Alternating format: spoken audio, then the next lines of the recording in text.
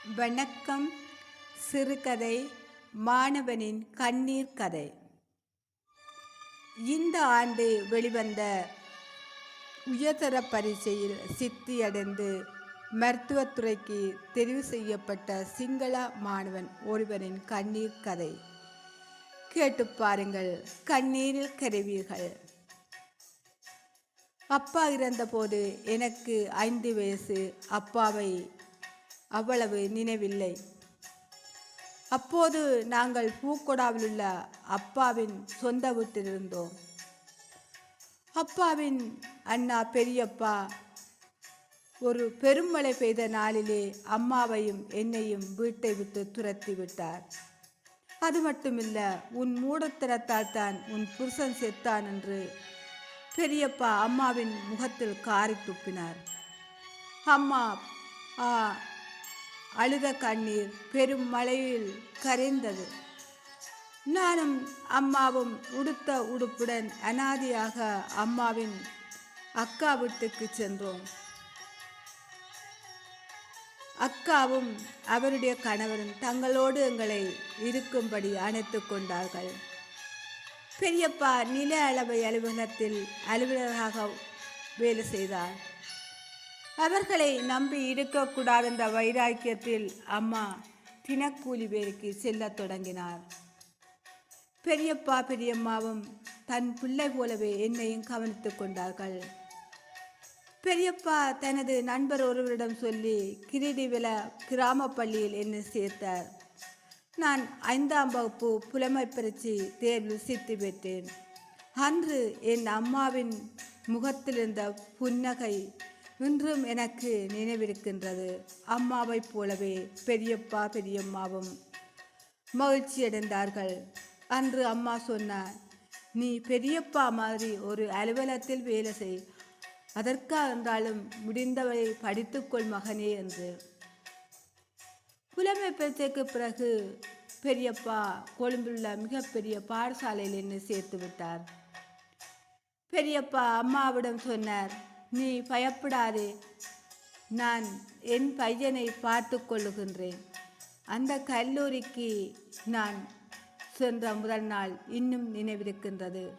பொம்மைகள் போல அழகான குழந்தைகள், வெள்ளை கொக்குகள் போல மிக அழகாக உடை அணிந்து தலைவாரிக்கொண்டு நிறைய குழந்தைகள் பள்ளிக்கு வந்தார்கள்.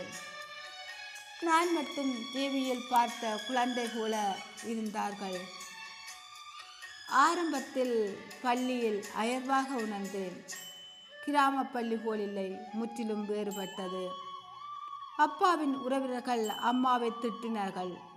ஏன் கொழும்பு பள்ளியில் சேர்த்தாய்? பெரிய மனிதர்கள் போல் உனக்கு நினைவா?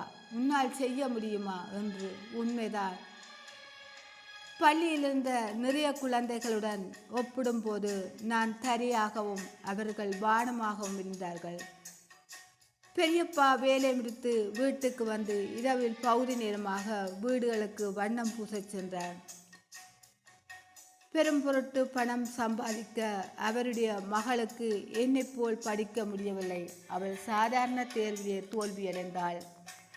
ஆனால் பெரியப்பா சொன்னார், என் பையா, நீயாவது நன்றாக படியடா, எங்கள் குடும்ப பொறுப்பை காப்பாற்ற முடியும்.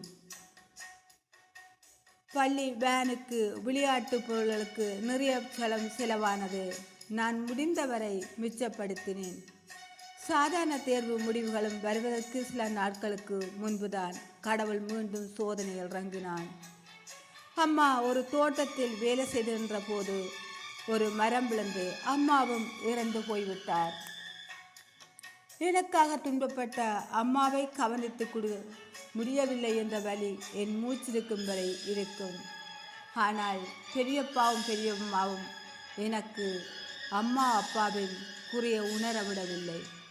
நான் சாதாரண தேர்வில் உயர்தரத்தில் சித்தி பெற்றேன். முடிவுகள் வந்த நாளில் பரிசாக ஒரு டெலஸ்கோப்பை பெரியப்பா வாங்கி தந்தார். அதை என் கழுத்திலே இதென்று அழகு பார்த்தார். மகனே, நீ இப்போதாவது ஒரு டாக்டராக வர வேண்டும். நான் ஒரு டாக்டராக்கி பின்னால் பார்க்க ஆசைப்படுகின்றேன். அந்த வார்த்தைகளில் சொல்ல முடியாத அளவுக்கு அன்பும் நம்பிக்கையும் இருந்தது. இடையிடையே சந்தித்த அப்பாவின் உறவினர்கள், நீ என்ன செய்கிறாய், ஏதாவது ஒரு வேலைக்கு செல்லலாமே, வெறுமனே இருக்காதே அவர்களை நம்பி என்று குறை சொன்னார்கள். அவர்களின் வார்த்தைகள் வெந்த புண்ணில் ஈட்டியால் குத்துவது போல இருந்தன. மௌனமாக அழுது கொண்டேன். ஆனால் நான் எப்படியாவது டாக்டராக வேண்டுமென்ற நினைவு மட்டும் நாளும் நம்பிக்கையை வளர்த்து கொண்டேன். ஆம், நான் அதை செய்தேன். முடிவுகள் அன்றே பெரியப்பா கொண்டு வந்த டெலஸ்கோப்பை அவருடைய மார்பில் வைத்து, உங்கள் போல் நல்ல இதயம் எந்த டாக்டருக்கும் கிடைக்காது என்று சொன்னேன். வாழ்க்கை என்பது ஒரு பெரிய புத்தகம். சில பக்கங்கள் மிக துன்பமாக இருக்கும், சில பக்கங்கள் புரிந்து கொள்ளவே முடியாதபடி இருக்கும். அப்பாவின் உறவினர்களை பற்றிய பக்கங்கள் அப்படி புரிந்து கொள்ள முடியாத சில பக்கங்கள் மிகவும் அன்பானவை. பெரியப்பா பெரியம்மாவின் அக்கா ஒவ்வொரு பக்கமும் மிக அழகானது. அன்பானது சிறிதாக இருந்தாலும் அது ஒரு பெரிய அரண்மனை. பெரியம்மா செய்யும் பருப்பு குழம்பும் சம்பலும் நாக்குக்கு ஒரு மருத்துவம் போல் இருக்கும். அடுத்த பக்கங்களை நான் பெரியப்பா பெரியம்மாவின் அக்காவின் மகிழ்ச்சிக்காக எழுத வேண்டும். நான் அதை செய்வேன். என் பெரியப்பா பெரியம்மாவை என் பெற்றோராய் பார்ப்பேன். என் போன்ற மாணவர்களை உணர்ந்து நீங்களும் கல்வி கற்றிடுங்கள். நன்றி.